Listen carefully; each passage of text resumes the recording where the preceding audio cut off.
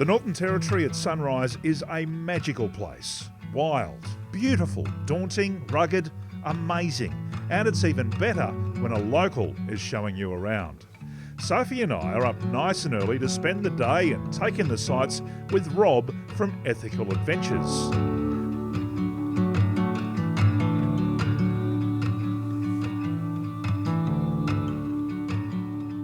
The Fogg Dam Conservation Reserve is about an hour's drive south of Darwin and is our first stop. And if first impressions are anything to go by, Rob certainly knows how to look after his guests. Do you do this for everybody? Or? Mate, you guys are special, but yes, we do it for everybody. Yeah. So you're special, but you're not that special. This place, you know, any time of the year is my favourite moment because it is variable. The bird life, it does change, and as I mentioned before, when the terns turn up, you know, all these sorts of things are just something to look forward to, you know. So, yeah, I love coming here. So yeah. And this morning, over breakfast, on top of all of the bird life, we're being treated to a sideshow of boxing wallabies. There is something about the Northern Territory that sets it apart again. Yeah, it is. I found that myself when I first drove across in 2006. I drove across some Cairns, and when I got here, I was like, my God, I'm still in Australia, but it felt like I was in a different world.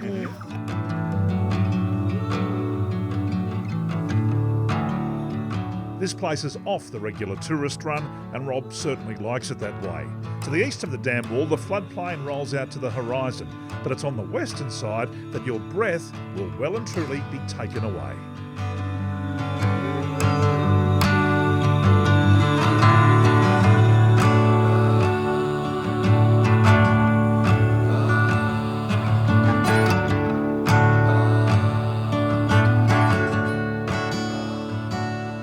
What makes the wet such an impressive time to come? So during the dry season, it's wonderful, it's blue skies and all the rest of it, but the water is the key. So in the wet season, when the rains come, everybody's happy, all the animals happy, the plants happy, they go, kumbaya, let's have babies, let's go on. Right. And so that's why we love the wet. And of course, if you're a storm lover, what better way to spend the evening than sitting out on the deck and watching the lightning strikes? You know, that's especially what we're all since it's warm. Oh, it's cold. Yeah. So the NT comes alive in the wet season, is that what you're saying? It does, yeah.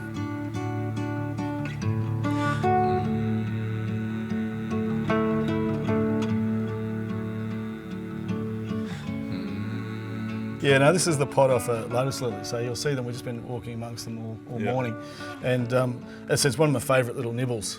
So you can actually eat every aspect of the lily, but if you pull that apart and you get these little seed pods out of it, so if you peel that open, you sort of see that little white bit in the middle, so peel that open. And eat the white bit? Eat the white bit, yeah. I reckon it tastes like edamame out of those the Japanese restaurants. You don't need to cook them? A bit more, I'm not going to have another one. What?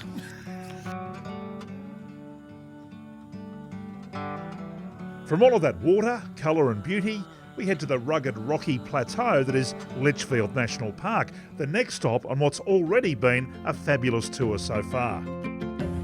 So guys, this is one of the cathedral mounds. It's one of quite a few really important termite species up here that sort of stick out for tourists. And this one, as you can see, is quite tall.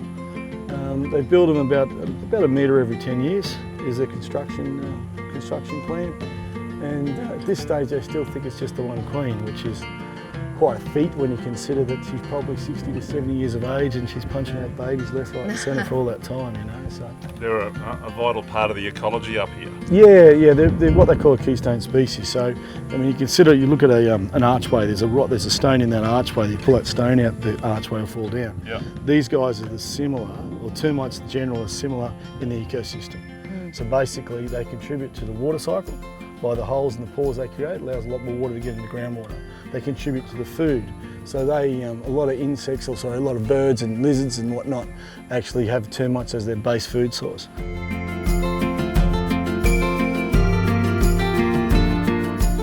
I'm starting to realise that there's a fair bit of substance to this bloke, thus the name Ethical Adventures. And it's now time for Soph and I to do our bit for the environment. One of the things we're starting this year is a bit of an idea that as a tour operator, we put back in, get our hands dirty and actually look after those places that we actually benefit directly from. And after years of coming out here and seeing the impact of fire and talking to some of the rangers and some of the community groups around town, I've decided that this year we'll give the opportunity for people to actually jump aboard and actually pull some weeds out when we come out here. And this is the biggest issue, cambergrass. And best time to do it, you can see, comes out nice and easy.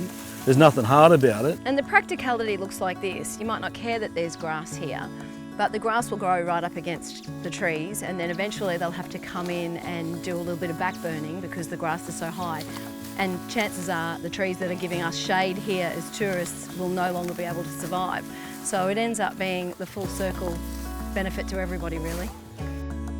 After a bit of hard work in the hot sun, it's time for us to cool off and enjoy a bite to eat, NT style.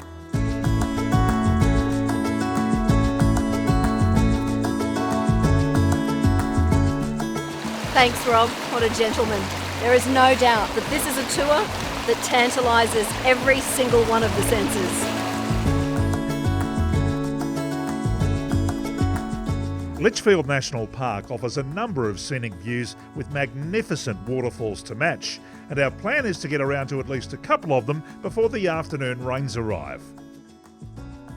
You know, for the life of me, I've never understood why people want to travel to the outback or to the top end in the dry season only. The wet season is when it's all happening. Take a look at that. You can sit down here, the bush television, the big storm out there over our shoulder. It's a great time to be here. Definitely a terrific time to visit. And as if on cue, the heavens open and provide another rare opportunity to dance in the rain.